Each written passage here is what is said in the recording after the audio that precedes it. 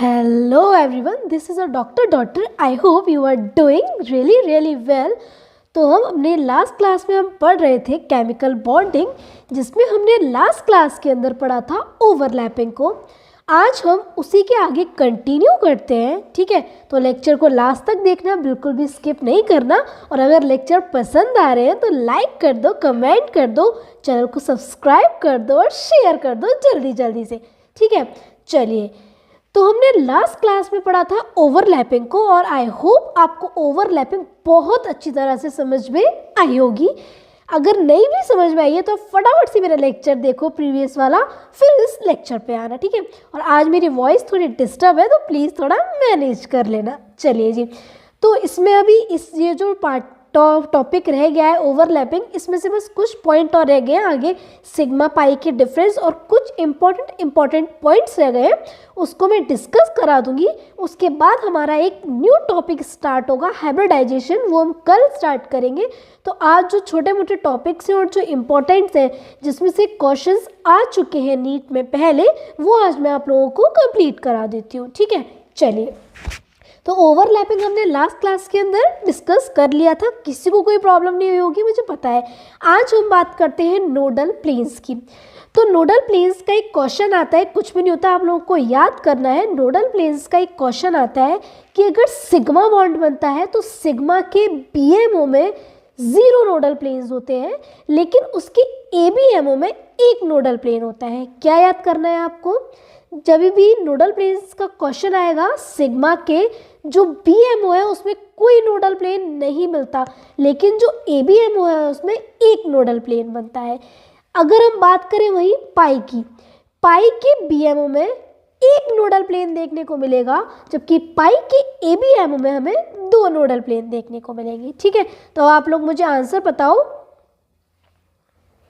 इसी के क्वेश्चन दिया हुआ है, इसको मैं हाइड कर लेती हूँ, ठीक है। आप लोग क्वेश्चन देखो, पाई 2px दिया हुआ है। क्या इधर, अगर आप लोग ये तो पहचान लोगे ना, अगर खाली पाई दिया है मतलब वो बॉन्डिंग मॉलिक्यूलर ऑर्बिटल से बना हुआ है। अगर पाई स्टार दिया हुआ है इसका मतलब वो एंटी बॉन्डिंग मॉलिक्यूलर ऑर्बिटल से बना हुआ है।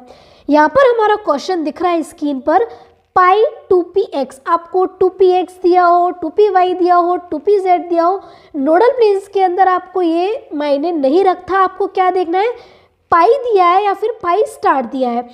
अगर सिग्मा दिया होगा या सिग्मा स्टार दिया होगा, सिग्मा दिया होगा तो कितने नोडल प्लेन? 1 भी नोडल प्लेन नहीं होगा। अगर सिग्मा स्टार दिया होगा तो कितने नोडल प्लेन? 1 nodal plane. ऐसे अगर पाई का क्वेश्चन आ गया, पाई या फिर पाई स्टार, तो अगर खाली पाई दिया तो इसका मतलब पाई आती आना चाहिए, किससे बना होगा? वो बॉन्डिंग मॉलिक्यूलर ऑर्बिटल से बना हुआ है। और मैम ने बताया था कि जो बॉन्डिंग मॉलिक्यूलर ऑर्बिटल्स होती है उसमें कितने नोडल प्लेन होते हैं? 1 नोडल प्लेन होता है पाई के केस में, लेकिन सिग्मा के बीएमओ में कोई नोडल प्लेन नहीं मिलता। अगर हम बात करें एंटी बॉन्डिंग मॉलिक्यूलर ऑर्बिटल्स के बारे में, तो जो सिग्मा का एबीएमओ था उसमें 1 नोडल प्लेन मिलता था, जबकि यहाँ पर पाई स्टार हो जाएगा तो कितने नोडल प्लेन हो जाएंगे? वेरी गुड, 2 नोडल प्लेन हो जाएंगे। फिर से सुनो, सिग्मा का जब बीएमओ होगा तो कितने नोडल प्लेन मिलेंगे? 1 भी नोडल प्लेन नहीं मिलेगा। जब सिग्मा स्टार होगा तो कितने नोडल प्लेन मिलेंगे? 1 नोडल प्लेन मिलेगा। जब पाई होगा खाली तो कितने नोडल प्लेन मिलेंगे? 1 नोडल प्लेन मिलेगा। जब पाई स्टार होगा तो कितने नोडल प्लेन मिलेंगे? 2 नोडल प्लेन मिलेंगे। क्लियर है? तो ऐसे याद कर लो कि सिग्मा के केस में 0 1 एंड पाई के केस में 1 2, ये उसका ऑर्डर हो जाएगा, किसका? नोडल प्लेन्स का। तो यहाँ पर आपको क्वेश्चन दिया हुआ है कि पाई 2px में कितने नोडल प्रेजेंट है। तो पाई 2px का आते आपको आना चाहिए कि पाई और पाई स्टार मतलब 1 और 2 थे पाई के केस में, तो ये पाई पूछ रहा है तो कितने नोडल प्लेन हो गए? 1 नोडल प्लेन हो गया। Very good. तो आंसर क्या आ जाएगा इसका? 1 नोडल प्लेन आ जाएगा। सेकंड क्वेश्चन दिया हुआ है पाई 2pz। मैंने क्या बोला, जब भी नोडल प्लेन्स का क्वेश्चन आए आपको ये नहीं देना कि 2px दिया है, 2py दिया है या फिर 2pz दिया है। आपको सिर्फ ये देखना है सिग्मा है या सिग्मा स्टार है, पाई है या फिर पाई स्टार है। अगर सिग्मा हुआ तो 0 नोडल प्लेन, अगर सिग्मा स्टार हुआ तो 1 नोडल प्लेन, अगर पाई हुआ तो 1 नोडल प्लेन, अगर पाई स्टार हुआ तो 2 नोडल प्लेन। तो यहाँ पर पाई स्टार आती कितने नोडल प्लेन्स? 2 nodal planes. कुछ भी इसमें समझने का नहीं है, फटाफट से याद करो ताकि देखते ही आप आंसर टिक करो, क्योंकि वहाँ इतना टाइम नहीं होता कि आप पूरी इसकी वो लगाओगे कैलकुलेशंस कैसे आया, नहीं, याद करना है। सिग्मा है तो 0 नोडल प्लेन, सिग्मा स्टार है तो 1 नोडल प्लेन। पाई के केस में अगर पाई है तो 1 नोडल प्लेन और अगर पाई स्टार है तो 2 नोडल प्लेन। थर्ड क्वेश्चन हमारे पास दिया है सिग्मा स्टार 2pz। मैंने अभी क्या बोला, जब भी नोडल प्लेन का क्वेश्चन आए तो कभी भी आपको ये नहीं देखना कि 2px दिया है या 2py दिया है या फिर 2pz दिया है, क्या देखोगे, सिग्मा या सिग्मा स्टार, पाई या फिर पाई स्टार। क्यों बोल रही हूँ मैं सिग्मा और सिग्मा स्टार, क्यों बोल रही हूँ पाई और पाई स्टार, क्योंकि अगर खाली सिग्मा होगा तो वो बॉन्डिंग मॉलिक्यूलर ऑर्बिटल से बना होगा, अगर वो सिग्मा स्टार होगा तो वो एंटी बॉन्डिंग मॉलिक्यूलर ऑर्बिटल से बना होगा, है ना। पाई के केस में क्या होगा, अगर वो पाई है तो वो बॉन्डिंग मॉलिक्यूलर ऑर्बिटल से बना हुआ है, अगर पाई स्टार है तो वो एंटी बॉन्डिंग मॉलिक्यूलर ऑर्बिटल से बना हुआ है। अगर नहीं समझ में आ रहा है बॉन्डिंग एंटी बॉन्डिंग, कोई बात नहीं, आगे इसकी थ्योरी आने वाली है, मॉलिक्यूलर ऑर्बिटल थ्योरी, सब समझ जाओगे क्या बॉन्डिंग मॉलिक्यूलर ऑर्बिटल है, क्या है एंटी बॉन्डिंग मॉलिक्यूलर ऑर्बिटल है। अभी याद कर लो कि BMO तो खाली सिग्मा खाली पाई, ABMO स्टार आ जाता है, जब भी ABMO आएगा तो उसको स्पेसिफिक स्टार से डिनोट करते हैं। अगर नहीं समझ में आए आगे MOT आएगा, बिल्कुल बेस से उठाकर लेके आऊंगी कैसे BMO बना कैसे ABMO बना, अभी टेंशन नहीं लेना, अभी जो पढ़ रहे हैं उस पर फोकस करो। नोडल प्लेन का क्वेश्चन आते ही आता है, ऋतु एक स्टेटमेंट दे देगा और उसमें नोडल प्लेन से आपको बोल देगा, तो वहां पर आपको करेक्ट आउट करना होगा, ठीक है। तो आप याद कर लिया आपने, सिग्मा का BMO है तो कितने nodal plane, 0 nodal plane. Sigma star में कितने nodal plane, 1 nodal plane. Pi में कितने nodal plane, 1 nodal plane. Pi star में कितने nodal plane, 2 nodal plane. Very good. तो फटाफट से मुझे थर्ड वाला क्वेश्चन करके बता दो, सिग्मा 2pz, सिग्मा स्टार दिया है, सॉरी, सिग्मा स्टार 2pz में कितने नोडल प्लेन होंगे, जल्दी से बता दो।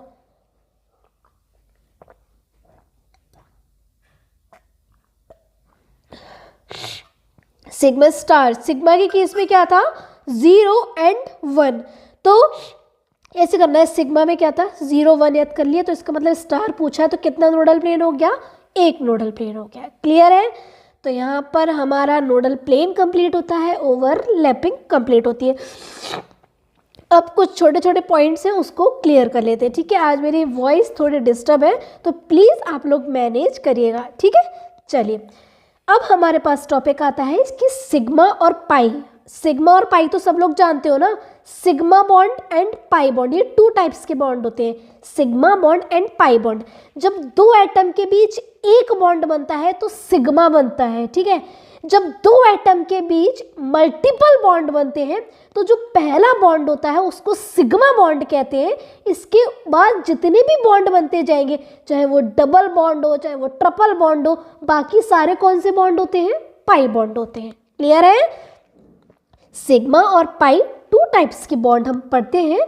जब एक एटम के बीच, देखो, जब एक एटम के बीच जो बॉन्ड होता है ये होता है सिग्मा बॉन्ड, ओके। जब ये 2 एटम के बीच में मान लो जब मल्टीपल बॉन्ड आ जाता है तो जो पहला बॉन्ड होगा उसको सिग्मा बॉन्ड बोलेंगे और इसके बाद जितने भी बॉन्ड बनते जाएंगे वो पाई बॉन्ड होते जाएंगे, क्लियर है। तो बस उसमें कुछ डिफरेंस है, क्योंकि कभी कभी क्या होता है असर्शन रीजन में क्वेश्चंस आ जाते हैं थ्योरी वाइज, तो मैं वो डिस्कस करा देती हूँ ताकि आपका वो 4 नंबर क्लियर हो जाए, ओके।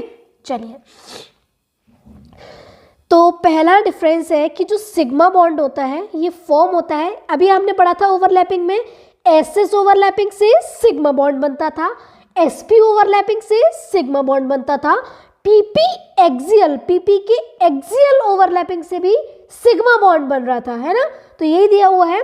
लेकिन जो पाई बॉन्ड था वो कब बन रहा था, जब पीपी ओवरलैपिंग की लेटरल ओवरलैपिंग हो रही थी, साइड बाई साइड ओवरलैपिंग हो रही थी, वहां से पाई बॉन्ड बन रहा था, क्लियर है। तो ये डिफरेंस बताया गया है कि जो सिग्मा बॉन्ड है, सिग्मा बॉन्ड कब बनता है, एस एस के ओवरलैपिंग से, एसपी के भी ओवरलैपिंग से, और पीपी की एक्सियल से के लेटरल से, वेरी गुड, एक्सियल से।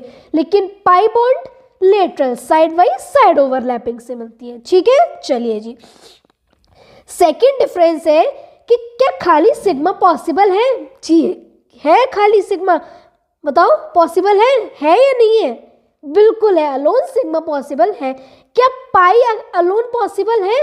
नहीं है पॉसिबल। लेकिन केमिस्ट्री एक्सेप्शन तो हो गई। एमओटी में हम आगे पढ़ेंगे कि बिना सिग्मा के भी पाई बॉन्ड बन जाता है, लेकिन अभी फिलहाल हम याद रखना है कि पाई सिग्मा के बिना कभी भी पाई नहीं बन सकता। अकेला सिग्मा तो बन सकता है, लेकिन पाई बॉन्ड तभी बनेगा जब पहले से सिग्मा प्रेजेंट होगा, क्योंकि अगर कोई पहला बॉन्ड बन रहा है तो वो ऑलवेज कौन सा बॉन्ड होगा? सिग्मा बॉन्ड होगा। क्लियर है? तो ये डिफरेंस है कि सिग्मा बॉन्ड अलोन पॉसिबल है, लेकिन पाई बॉन्ड अलोन पॉसिबल नहीं है। थर्ड डिफरेंस है सिग्मा बॉन्ड का। सिग्मा बॉन्ड जो होता है ये स्ट्रॉन्ग बॉन्ड होता है, क्योंकि इसमें मोर एक्सटेंट ऑफ ओवरलैपिंग होती है, लेकिन जो पाई बॉन्ड होता है वो कंपैरेटिवली वीक बॉन्ड होता है। फोर्थ डिफरेंस है सिग्मा का, जो it has one electron cloud symmetrical about internuclear axis, जबकि पाई में क्या है, इसमें 2 इलेक्ट्रॉन क्लाउड होते हैं, लेकिन वो कौन से होते हैं? एसिमेट्रिकल होते हैं अबाउट इंटरन्यूक्लियर एक्सिस। क्लियर है? चलिए, फोर्थ डिफरेंस है जो सिग्मा बॉन्ड होता है ये डायरेक्शनल बॉन्ड होता है, इसलिए जब भी हम ज्योमेट्री निकालते हैं तो कभी भी मैं ये नहीं बोलती हूँ कि आप लोग पाई बॉन्ड से कलम बनाओ, पाई बॉन्ड से आप ज्योमेट्री निकालो। नहीं, आगे पढ़ेंगे हाइब्रिडाइजेशन के बाद हम ज्योमेट्री पढ़ेंगे हाइब्रिडाइजेशन में। तो जब भी हम ज्योमेट्री निकालेंगे ऑलवेज सिग्मा को ही कंसीडर करेंगे, पाई को कंसीडर नहीं करेंगे, क्योंकि जो पाई होता है वो लेस डायरेक्शन इन नेचर होता है as compare to sigma bond. Clear है? लास्ट डिफरेंस दिया हुआ है, जो सिग्मा बॉन्ड है it can form by hybridized orbital as well as pure orbital. Sigma bond hybridized orbital से भी बन जाता है, प्योर ऑर्बिटल से भी बन जाता है, लेकिन जो पाई बॉन्ड होता है ना वो प्योर ऑर्बिटल से ही बनता है, ओवरलैपिंग से ही बनता है। आप अभी देख रहे थे सिग्मा बॉन्ड ओवरलैपिंग भी बना रहा था, आगे हम हाइब्रिडाइजेशन पढ़ेंगे वहाँ पे भी सिग्मा बॉन्ड बनेगा, लेकिन जो पाई बॉन्ड है वो सिर्फ ओवरलैपिंग से ही बनता है, हाइब्रिडाइजेशन से नहीं बनता। ठीक है? चलिए जी, तो यहाँ हमारे डिफरेंस कंप्लीट होते हैं। अब हम फैक्टर्स पढ़ लेते हैं ओवरलैपिंग की। मैंने आप लोग को करा दिया था क्या फैक्टर्स? चलो कोई बात नहीं, करा दिया तो एक बार रिवाइज कर लेते हैं। नहीं कराया था मे बी। देखिए, overlapping, factor affecting to overlapping, पहला फैक्टर है number of shell. Extent of overlapping जो होती है वो इन्वर्सली प्रोपोर्शनल होती है नंबर ऑफ शेल के, मतलब जितना ज़्यादा साइज बढ़ता जाएगा, जितना ज़्यादा हम ग्रुप में ऊपर से नीचे आते हैं तो एटॉमिक साइज क्या होगा? बढ़ेगा। अगर एटॉमिक साइज बढ़ रहा है इसका मतलब बॉन्ड लेंथ बढ़ रही है, एटॉमिक साइज बढ़ रहा है, बॉन्ड लेंथ बढ़ रही है, इसका मतलब बॉन्ड क्या होता जा रहा है? वीक होता जा रहा है, तो ओवरलैपिंग क्या हो जाएगी? कम हो जाएगी। तो ग्रुप में ऊपर से नीचे आने पर नंबर ऑफ शेल्स बढ़ती है, साइज बढ़ता है, बॉन्ड लेंथ बढ़ती है। जितना लंबा बॉन्ड होता जाएगा उतना ज़्यादा वीक होता जाएगा, तो वीक होने का मतलब उसमें जो एक्सटेंट ऑफ ओवरलैपिंग होगी वो क्या हो जाएगी? कम हो जाएगी। तो जितना ज़्यादा साइज बढ़ा उतना ज़्यादा ओवरलैपिंग कम। तो एक्सटेंट ऑफ ओवरलैपिंग जो होती है वो इन्वर्सली प्रोपोर्शनल होती है नंबर ऑफ शेल के। चलिए जी, कैसे? एग्जाम्पल देखो, क्वेश्चन दिया हुआ है 2s 2p 3s 3p 4s 4p। Shells बढ़ती जा रही है, ठीक है, शेल्स बढ़ती जा रही है, इसका मतलब साइज बढ़ता जा रहा है। साइज बढ़ता जा रहा है मतलब बॉन्ड वीक होता जा रहा है, बॉन्ड वीक होता जा रहा है, इसका मतलब ओवरलैपिंग बढ़ेगी कि कम होगी? आप लोग बताओ। कम होगी। वेरी गुड, क्योंकि साइज बढ़ने पर ओवरलैपिंग कम होती है, तो इसका कौन सा ऑर्डर आ जाएगा? डिक्रीजिंग ऑर्डर आ जाएगा। सेकंड क्वेश्चन आप लोग मुझे करके बताओ, फिर मैं कराती हूँ।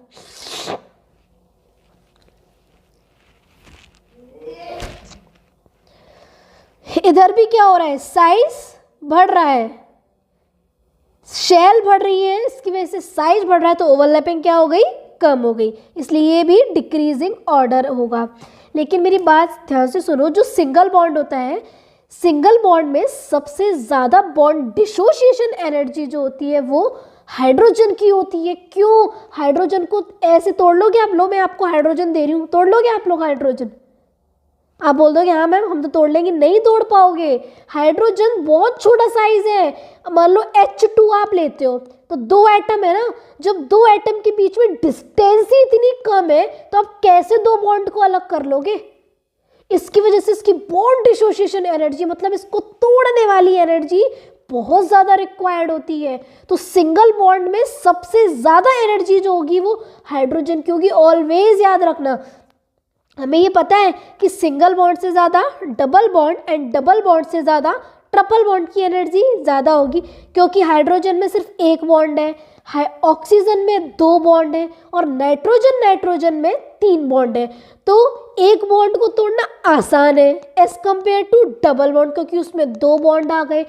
Triple bond and double bond में देखें तो डबल बॉन्ड को तोड़ना आसान है क्योंकि उसमें तो सिर्फ 2 बॉन्ड है, जबकि नाइट्रोजन में 3 बॉन्ड है ना। तो 2 बॉन्ड को ब्रेक करना इजी है as compare to triple bond. लेकिन मैं बात कर रही हूँ सिंगल, सारे एटम दिए हैं और उसमें सिंगल बॉन्ड है 2 एटम के बीच, तो उसमें सबसे ज़्यादा एनर्जी हाइड्रोजन की होती है। याद रखना इस बात को, ठीक है।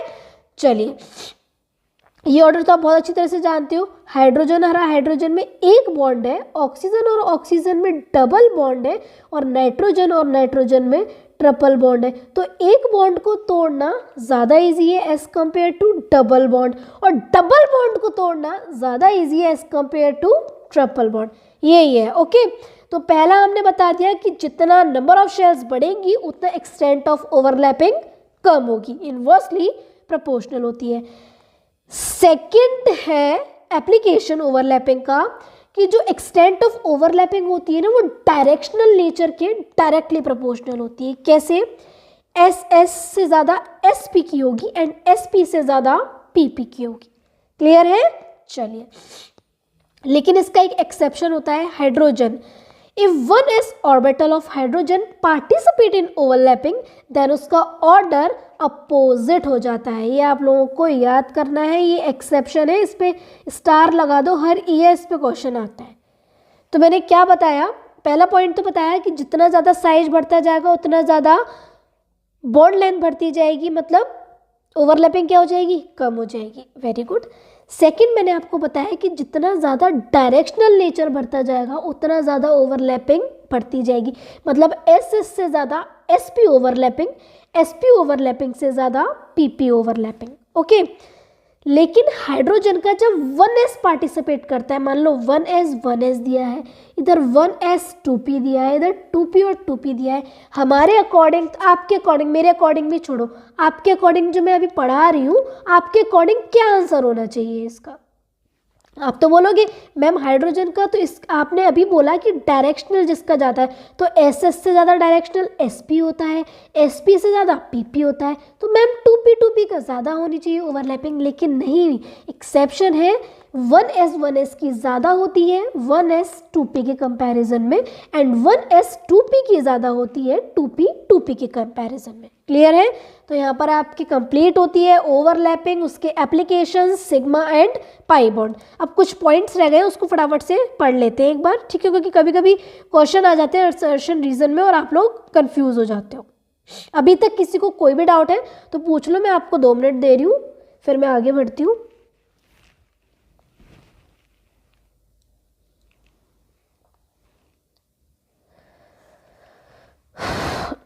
स्टार्ट करूँ? चलिए, नोट पॉइंट्स हैं, अपनी हेडिंग डाल लो, नोट पॉइंट्स। उसमें पहला ऑप्शन है, हम बात करते हैं सेकंड पीरियड। देखो मेरी बात ध्यान से सुनना, सेकंड पीरियड में सिर्फ S और P ऑर्बिटल ही बनते हैं। क्यों बनते हैं, कैसे बनते हैं, एटॉमिक स्ट्रक्चर में बताया है, सब क्लियर, ठीक है, उसमें पढ़ना बिल्कुल। अभी आप लोग समझो यही तक कि जो सेकंड पीरियड है उसमें 2 ऑर्बिटल बनते हैं, 2s और 2p। क्या कभी 2d बनता हुआ देखा है? बन ही नहीं सकता। क्यों नहीं बन सकता? सस्पेंस है, बताऊंगी। 2s और 2p, तो सेकेंड पीरियड में अवेलेबिलिटी ऑफ ऑर्बिटल कितनी होगी? टोटल 4, क्योंकि कितने बन सकते हैं? 2s और 2p, और आप लोगों को पता है s में 1 ऑर्बिटल होती है और p में 3 ऑर्बिटल होती है, तो s की 1 ऑर्बिटल और p की 3 ऑर्बिटल। तो सेकेंड पीरियड में टोटल ऑर्बिटल की अवेलेबिलिटी कितनी हो जाएगी? 4 हो जाएगी। क्लियर है? यही बात करते हैं हम थर्ड पीरियड की। थर्ड पीरियड में 3s भी बन जाएगा, 3p भी बन जाएगा और 3d भी बन जाएगा। तो 3s में सिर्फ एक ऑर्बिटल होती है, जबकि p में 3 ऑर्बिटल होती है एंड d सबशेल में 5 ऑर्बिटल होती है ना। तो काउंट करो कितना हो जाएगा ऑर्बिटल, 9 ऑर्बिटल। ये क्वेश्चन आया था लास्ट टू लास्ट ईयर कि जो सेकेंड पीरियड है उसमें अवेलेबिलिटी ऑफ ऑर्बिटल्स 4 होती है एंड थर्ड पीरियड में अवेलेबिलिटी ऑफ ऑर्बिटल्स 9 होती है। अब समझ में आ गया क्यों 9, क्योंकि 3s की एक ऑर्बिटल, 3p सबशेल में 3 ऑर्बिटल होती है इसलिए 3 और, तो 3 और 1 4, उसके बाद 3d में 5 और ऐड कर लो, 9 ऑर्बिटल्स हो गई। क्लियर है। BF4 माइनस में आप लोग बोलोगे ओवरलैपिंग है, लेकिन यहाँ पर ओवरलैपिंग नहीं होती, याद रखना कोऑर्डिनेट बॉन्ड बनता है। नोट पॉइंट सेकंड है कार्बन, नाइट्रोजन एंड ऑक्सीजन। ये क्या करते हैं, अपने साथ भी मल्टीपल बॉन्ड बनाते हैं और दूसरे के साथ भी मल्टीपल बॉन्ड बनाते हैं। ये तो मजेदार है। जो कार्बन, नाइट्रोजन एंड ऑक्सीजन है ये अपने साथ भी मल्टीपल बॉन्ड बना रहे हैं और दूसरे के साथ भी, मतलब carbon single bond carbon, nitrogen double bond nitrogen, double नहीं nitrogen triple bond nitrogen and oxygen double bond oxygen. ये क्या करेंगे, ये दूसरे के साथ भी बना लेंगे। कार्बन किसी और के साथ भी बना लेगा, नाइट्रोजन किसी और के साथ भी बना लेगा और ऑक्सीजन किसी और के साथ भी बना लेगा। मतलब ये अपने साथ भी बना लेंगे और किसी और के साथ भी बना लेंगे। तो ये थोड़ा क्वेश्चन मैंने देखा था, उसमें ये पॉइंट दिया, तो आप लोग याद रखना। अगर ऐसा कोई पॉइंट आ जाए तो आपको टिक करना है कि जो कार्बन, नाइट्रोजन, ऑक्सीजन है वो अपने साथ भी बॉन्डिंग बना लेते हैं और किसी और के साथ भी बॉन्डिंग बना लेते हैं। ठीक है।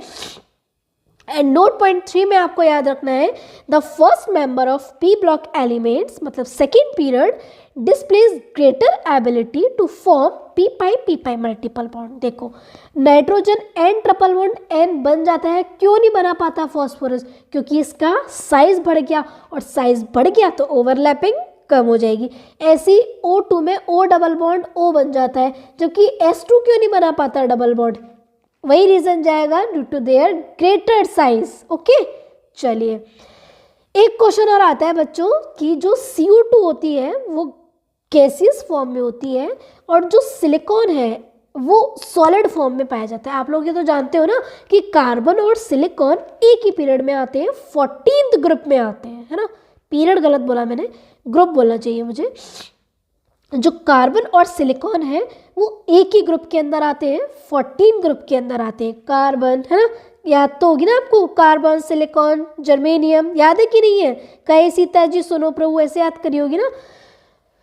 उसके बाद भी लेकिन कार्बन गैसेस, CO2 कार्बन जो है वो गैसियस फॉर्म में आता है, जबकि जो सिलिकॉन है वो सॉलिड फॉर्म में। ऐसा क्यों, क्योंकि जो कार्बन होता है वो CO2 के फॉर्म में एग्जिस्ट करता है और उसकी जो ज्योमेट्री होती है वो लीनियर होती है। लेकिन जो सिलिकॉन है ये क्या कर लेती है, नेटवर्क सॉलिड बना लेती है अपना SiO2 की फॉर्म में, जिसकी वजह से ये सॉलिड फॉर्म में एग्जिस्ट करता है। मेरी बात ध्यान से सुनो। क्वेश्चन आता है कार्बन और सिलिकॉन एक ही ग्रुप के मेंबर हैं, उसके बावजूद भी कार्बन गैसियस स्टेज में पाया जाता है और सिलिकॉन सॉलिड स्टेट में पाया जाता है। ऐसा क्यों, क्योंकि जो कार्बन है वो CO2 के फॉर्म में एग्जिस्ट करता है और उसकी ज्योमेट्री लीनियर होती है।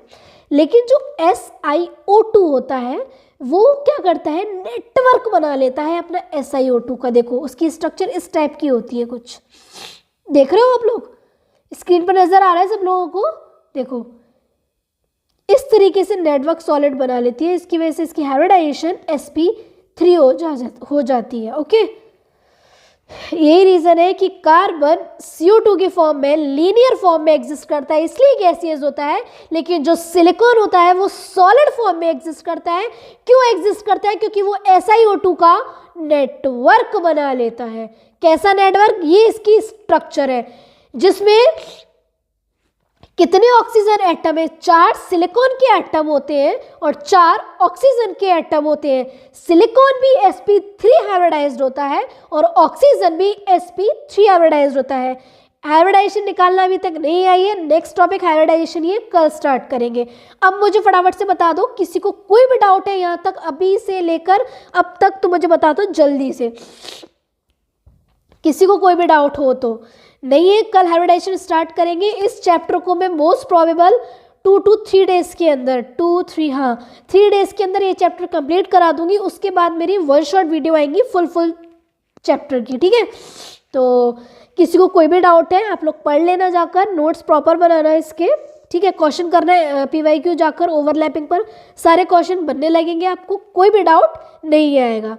और कल हाइब्रिडाइजेशन स्टार्ट करेंगी, कंटिन्यू लेक्चर्स होंगे अब मेरे, ओके। तो चलिए, किसी को कोई भी डाउट है तो मुझे कमेंट सेक्शन के अंदर बता देना। अगर किसी PYQ में भी डाउट है तो आप लोग मुझे बता सकते हो, क्योंकि मैंने PYQ अब तक करा दिए जो भी मैंने टॉपिक्स कराए हैं। आप कोई भी another book, another reference book से क्वेश्चन कर सकते हो, उसमें डाउट आता है तो आप लोग पूछ सकते हो, ठीक है। तो पढ़ते रहो, मेहनत करते रहो, कंसिस्टेंट रहो, कीप वर्किंग, कीप हसलिंग। जय हिंद, जय भारत।